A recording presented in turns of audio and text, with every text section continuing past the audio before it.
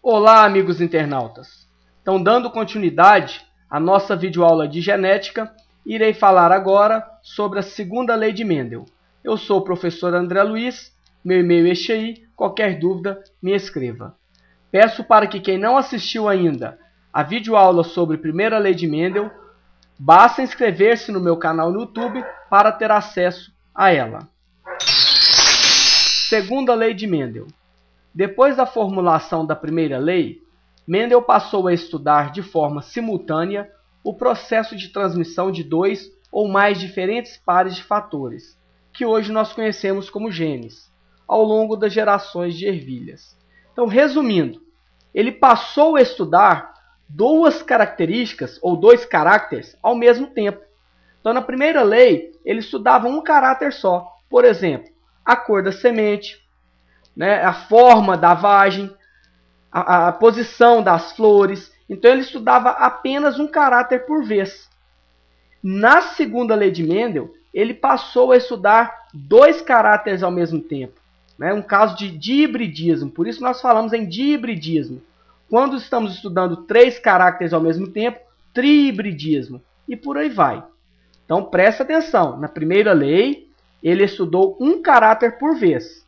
Por exemplo, apenas a cor da semente, se era amarela ou verde.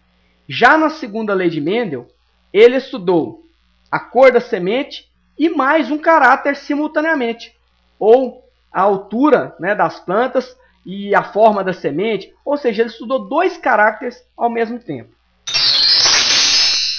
Segregação independente dos fatores.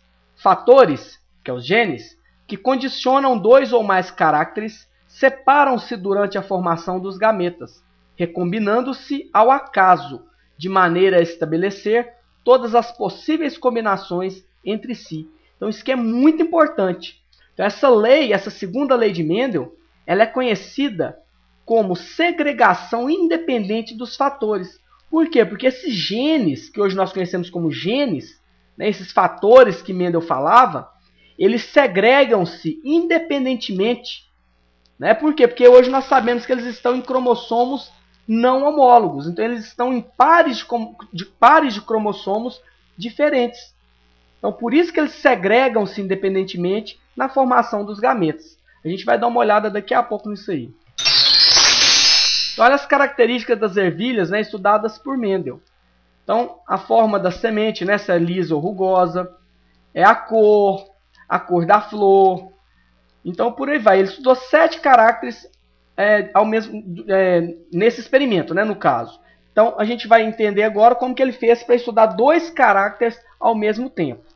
No caso, esse caso, então, é um caso de dihibridismo. Dois caracteres ao mesmo tempo. Então, aqui são 7 caracteres que Mendel estudou nos experimentos com as ervilhas. Experimento de Mendel. Um caso de dihibridismo.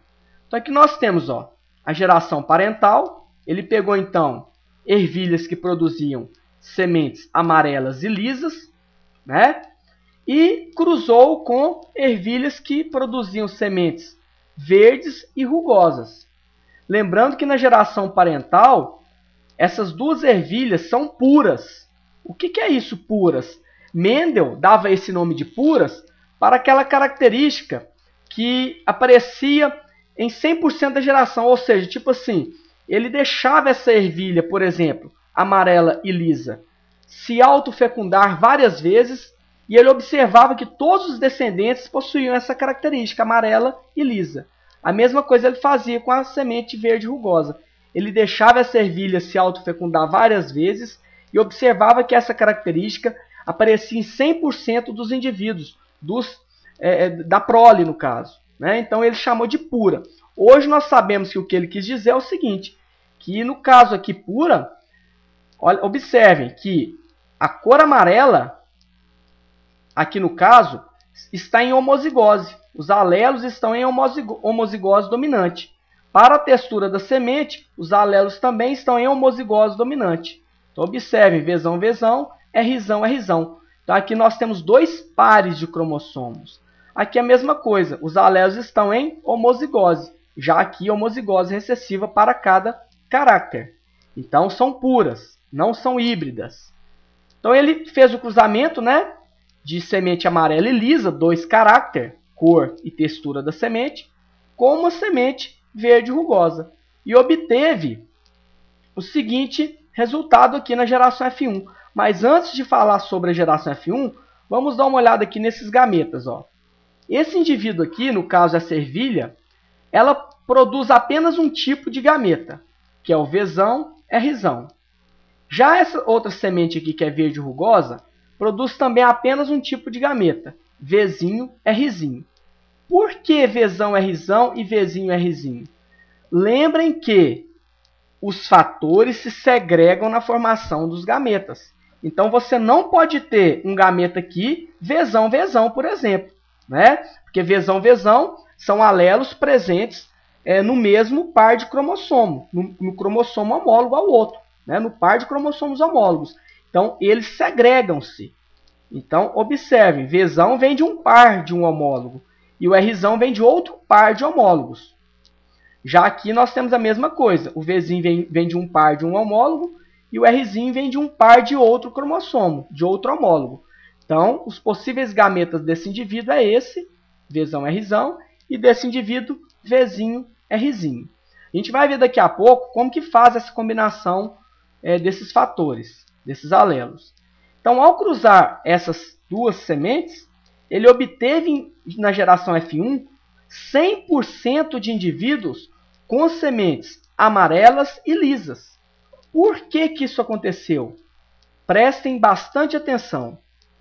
Aqui, essa ervilha amarela e lisa, ela herdou esse Vzão, né, dessa ervilha aqui, da amarela aqui da geração parental, do gameta, no caso da geração parental, da amarela e lisa, e o Rzão também dessa ervilha aqui.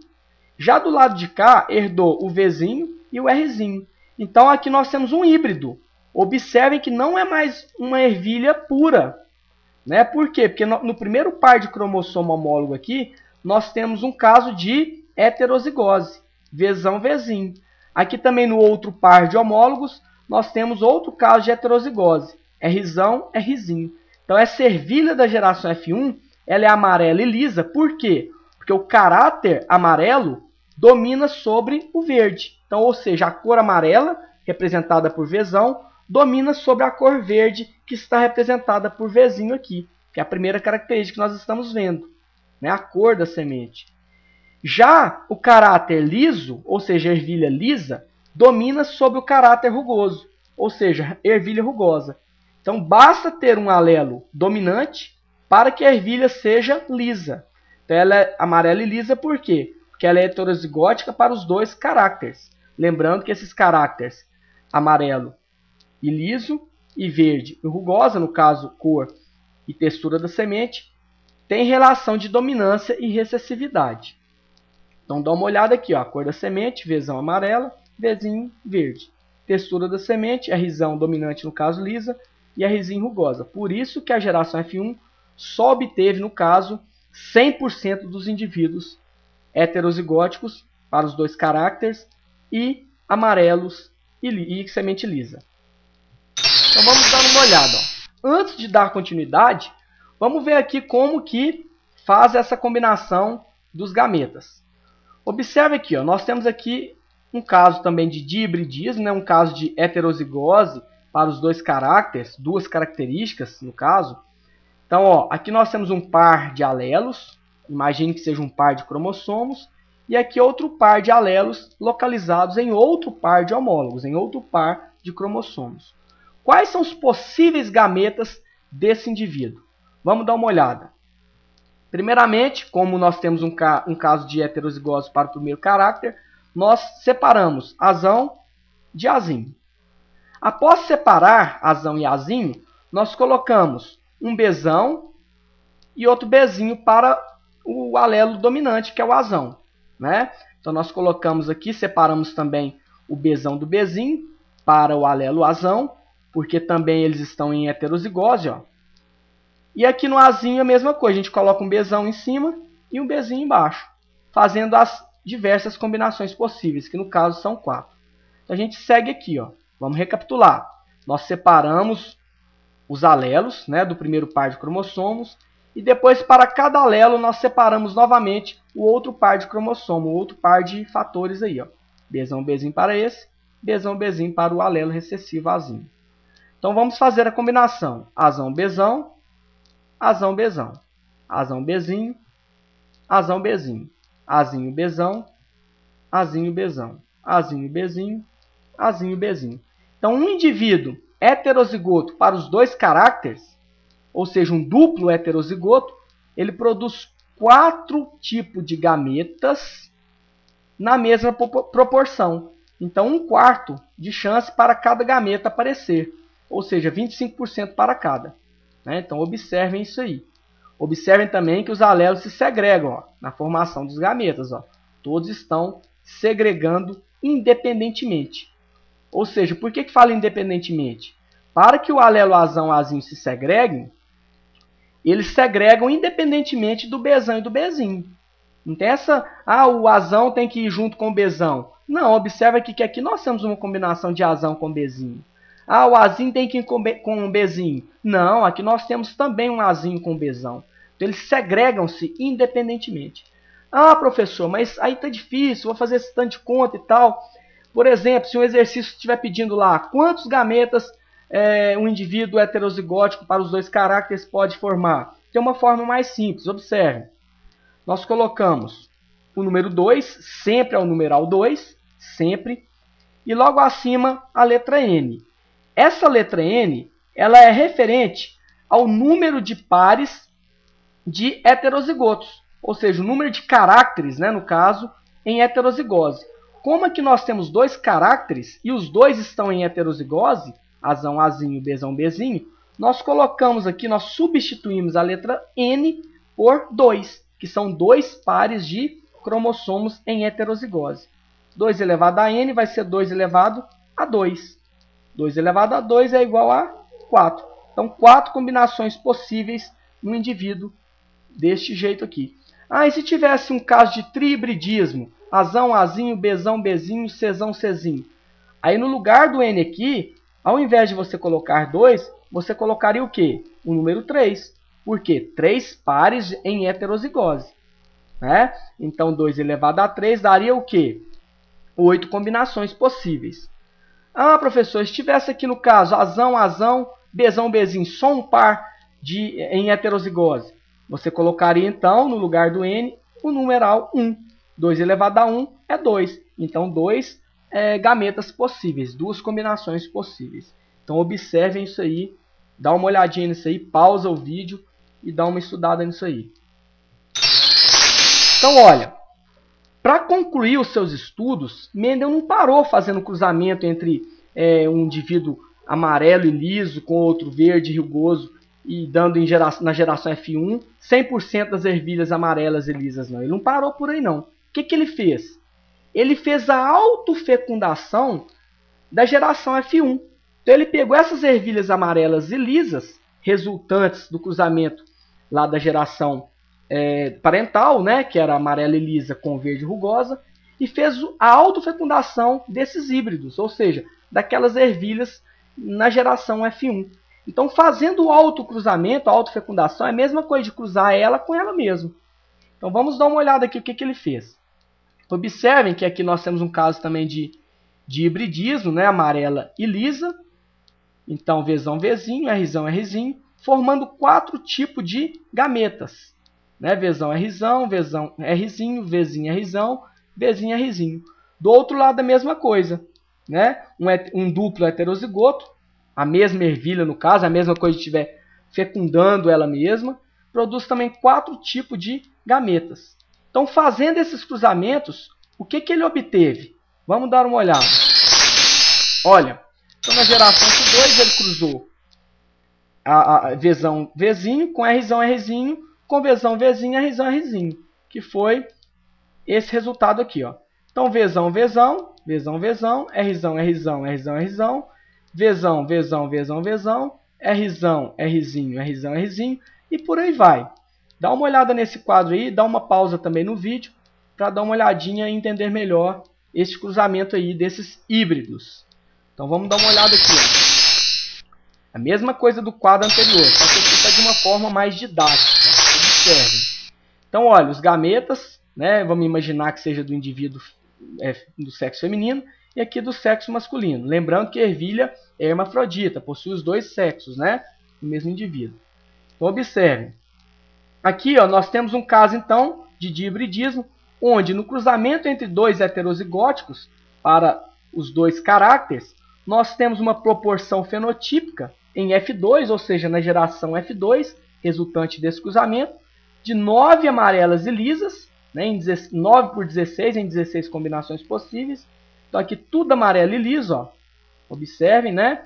Para ser amarela basta ter um alelo Vzão, que é dominante, e para ser lisa basta ter um alelo Rzão, que é dominante para a textura da semente. Então nós temos 9 amarelas e lisas, 3 amarelas e rugosas. Então amarela e rugosas, observe que aqui é uma amarela, né, porque tem dois alelos aí dominantes, Vzão, Vzão, e é rugosa porque é Rzinho, Rzinho. Lembrando que a textura rugosa, no caso, ela só se expressa em recessividade.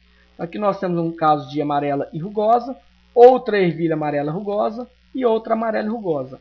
3 para 16 verdes e lisas. Observe que as verdes e lisas, ó, Vzinho, Vzinho, né? Demonstrando o caráter verde. E Rzão, Rzão, lisa. E 1 para 16 verdes e rugosas, ou seja, completamente recessiva. Não uma ervilha que é recessiva para os dois caracteres. Então a combinação dos gametas possíveis é essa. A combinação possível é essa. E a proporção fenotípica clássica da segunda lei de Mendel é 9 para 3 para 3 para 1. Se ocorrer uma mudança nessa proporção, nós teremos outros casos também que estão relacionados com a segunda lei de Mendel. A gente vai dar uma olhada depois nisso aí, tá? Caso de genes epistáticos e por aí vai. Mas aqui observem que a clássica proporção fenotípica de Mendel é 9 dominantes para tudo, né? No caso para os dois caracteres, 3 para 3 para 1. Então, durante a formação de gametas, a segregação dos alelos de um gene é independente da segregação dos alelos de outro gene. Isso eu já falei, mas coloquei de novo aqui para enfatizar, para você entender melhor o que eu quero dizer. Ou melhor, o que Mendel queria dizer, né? Quis dizer. Então, observe aqui, ó. Dá uma olhadinha nessa foto aqui, nessa figura aqui, ó. Que nós temos, no caso, uma célula 2N, diploide, né? Onde nós temos um par de cromossomos homólogos e outro par aqui. Lembrando que eles já estão duplicados. Observe que já estão com duas cromátides, já estão duplicados. Então aqui nós temos Azão, Azinho, Bzão, Bzinho, né? O caso que a gente viu anteriormente. Quais são as possibilidades aqui, ó? Observem. Nós temos essa primeira possibilidade, onde essa célula aqui poderá formar o quê? 4 células o quê? 2 Azão, Bzão, observe o esquema aqui, né? Depois eu posso até postar uma videoaula sobre meiose, mas isso eu não vou falar agora não, porque senão a aula vai ficar muito grande. Então nós temos aqui, ó, se acontecer essa possibilidade, essa divisão celular aqui, que está representada aqui, vai acompanhando, né? Nós teremos 2 gametas, Azão, Bzão, e 2 Azinho, Bzinho. Na segunda possibilidade, nós teremos 2 gametas, Azão, Bzinho, e 2 gametas, Azinho, Bzão. Então, observem que cada cromossomo aqui é referente a um par diferente de homólogos. Então, dá uma olhadinha nisso aí. Qualquer dúvida, me escrevam. Então, vou ficando por aqui, pessoal. Vou colocar uma videoaula sobre segunda lei de Mendel, atividades, né, sobre segunda lei de Mendel. E até a próxima. Um forte abraço.